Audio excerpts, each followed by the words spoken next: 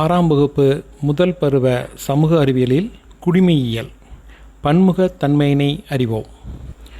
நாம் பல்வேறுபட்ட பின்புலங்கள், பண்பாடுகள், வழிபாட்டு முறைகளை சார்ந்து இருப்பினும் ஒற்றுமையாக வாழ்கிறோம். இதுவே பன்முகத்தன்மை எனப்படும். இந்தியாவில் பல்வேறு இன மக்கள் காணப்படுவதால் இந்தியாவை இனங்களின் அருங்காட்சியகம் என வரலாற்று ஆசிரியர் V.A. ஸ்மித் அவர்கள் கூறியுள்ளார்கள். இந்தியாவின் முதல் பிரதமரான ஜவஹர்லால் நேருவின் டிஸ்கவரி ஆஃப் இந்தியா என்ற நூலில் அவர் இந்தியா வேற்றுமையில் ஒற்றுமை உள்ள நாடாக விளங்குகிறது என கூறியுள்ளார்.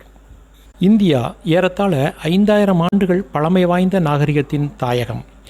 இந்திய வளங்களால் ஈர்க்கப்பட்ட பல்வேறு இன மக்கள் நில வழியாகவும் கடல் வழியாகவும் இந்தியாவுக்குள் வந்தனர்.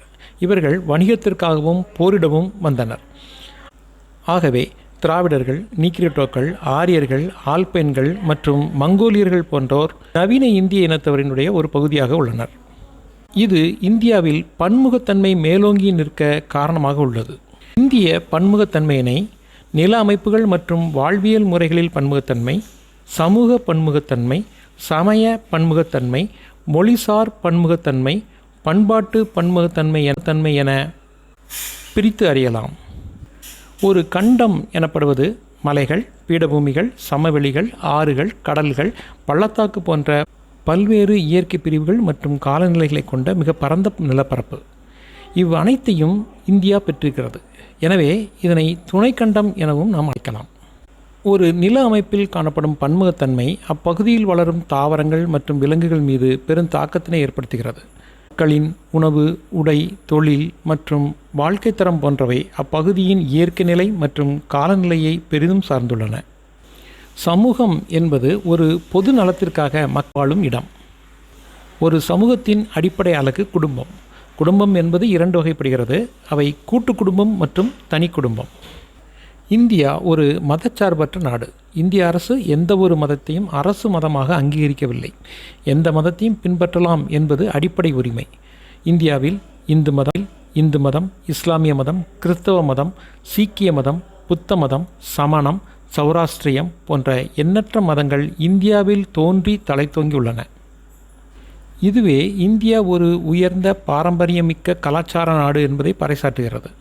மேலும் இந்திய விழாக்களான பொங்கல், தீபாவளி, ஹோலி, விஜயதசமி, ஆயுத பூஜை, நவராத்திரி, துர்கா பூஜை, தசரா, விநாயகர் சதுர்த்தி, பிஹு, கும்பமேளா, ஓணம், மிலாது நபி, ரம்ஜான், கிறிஸ்மஸ், புத்த பூர்ணிமா, மகாவீர் ஜெயந்தி, குருநானக் ஜெயந்தி மற்றும் ரக்ஷாபந்தன் போன்ற விழாக்கள் இந்தியாவினுடைய பண்பாட்டு பன்முகத்தன்மைக்கான ஆதாரமாகவும் விளங்குகிறது.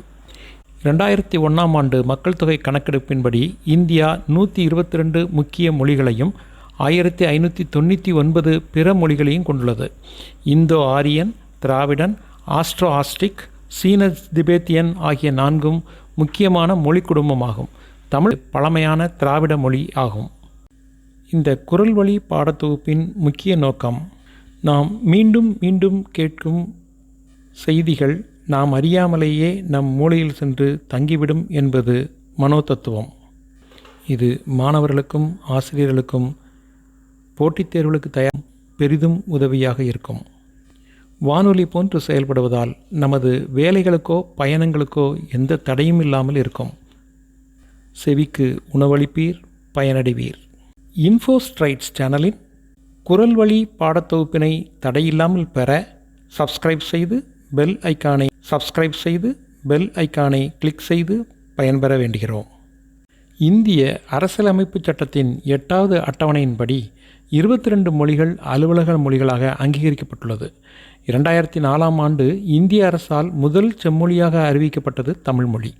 தற்போது 6 மொழிகள் செம்மொழி. சமஸ்கிருதம் 2005இலும், தெலுங்கு மற்றும் கன்னடம் 2008ஆம் ஆண்டிலும், மலையாளம் 2013ஆம் ஆண்டிலும், ஒரியா 2016ஆம் ஆண்டிலும் செம்மொழிகளாக அறிவிக்கப்பட்டுள்ளது.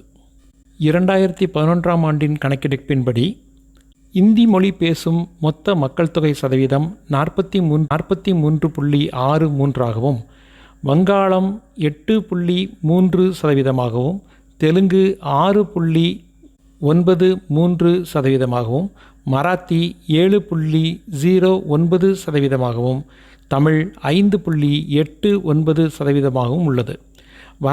வரலாற்று ரீதியாக இந்தியாவுக்கு வணிகம் செய்வதற்காக வந்த போர்ச்சுகீசியர்கள், டச்சுக்காரர்கள், ஆங்கிலேயர்கள், டேனியர்கள் மற்றும் பிரெஞ்சு நாட்டவர் இந்தியாவிலேயே தங்கியிருந்ததால் மக்களின் மொழி மற்றும் பண்பாடுகளின் மீது மிகப்பெரிய தாக்கத்தை ஏற்படுத்தினர். இந்தியாவில் 28 மாநிலங்களும் 8 யூனியன் பிரதேசங்களும் உள்ளன. அவற்றிற்கான உயர்ந்த மரபையும் மற்றும் நுண்ணிய கலை வெளிப்பாட்டு வடிவங்களையும் பெற்றிருக்கின்றன. இந்தியாவில் பல்வேறு வகையான இசை வடிவங்கள் பின்பற்றப்படுகின்றன.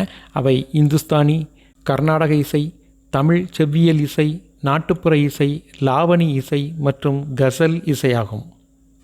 இந்திய தொல்லியல் துறை இதுவரை கண்டுபிடித்த கல்வெட்டுச் சான்றுகளில் 60% தமிழ்நாட்டிலிருந்து கண்டுபிடிக்கப்பட்டவை. இவற்றில் பெரும்பாலானவை தமிழ் மொழியிலேயே எழுதப்பட்டுள்ளன. இந்திய மாநிலங்களின் நாட்டுப்புற நடனங்கள் உலக புகழ் பெற்றவை. தமிழ்நாடு கரகாட்டம், ஒயிலாட்டம், கும்மி, தெருக்கூத்து, பொம்மலாட்டம், புலியாட்டம், கோலாட்டம், தப்பாட்டில் சிறந்தது. கேரளா தெய்யம், மோகினியாட்டம் ஆகிய நடனங்களிலும், பஞ்சாப் பாங்க்ராவிலும், குஜராத் கார்வா, தாண்டியா ஆகிய நடனங்களிலும், ராஜஸ்தான் கல்பேலியா, கூமர் என்ற நடனங்களிலும், உத்தரப்பிரதேசம் ராசலீலா என்ற நடனத்திலும், உத்தரகாண்ட் சோலியா என்ற நடனத்திலும், அசாம் பிஹு என்ற நடனத்திலும் மிகச்சிறந்தவை. இந்தியா பன்முகத்தன்மை நிறைந்த நாடாக இருப்பினும் நாட்டுப்பற்று என்ற உணர்வால் நாம் அனைவரும் ஒன்றுபட்டுள்ளோம்.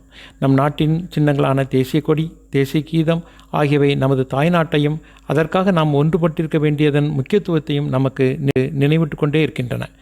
சுதந்திர தினம், குடியரசு தினம், காந்தி ஜெயந்தி போன்ற தேசிய விழாக்கள் நம் நாடு முழுவதும் கொண்டாடப்படுகின்றன. இவையே நாம் அனைவரும் ஒரே நாட்டினர் என்ற உணர்வையும் நம் நாட்டுப்பற்றினையும் உயிர்ப்பிக்க செய்து கொண்டே இருக்கின்றன.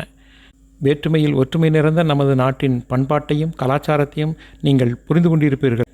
இத்துடன் இந்த பாடம் நிறைவருகிறது.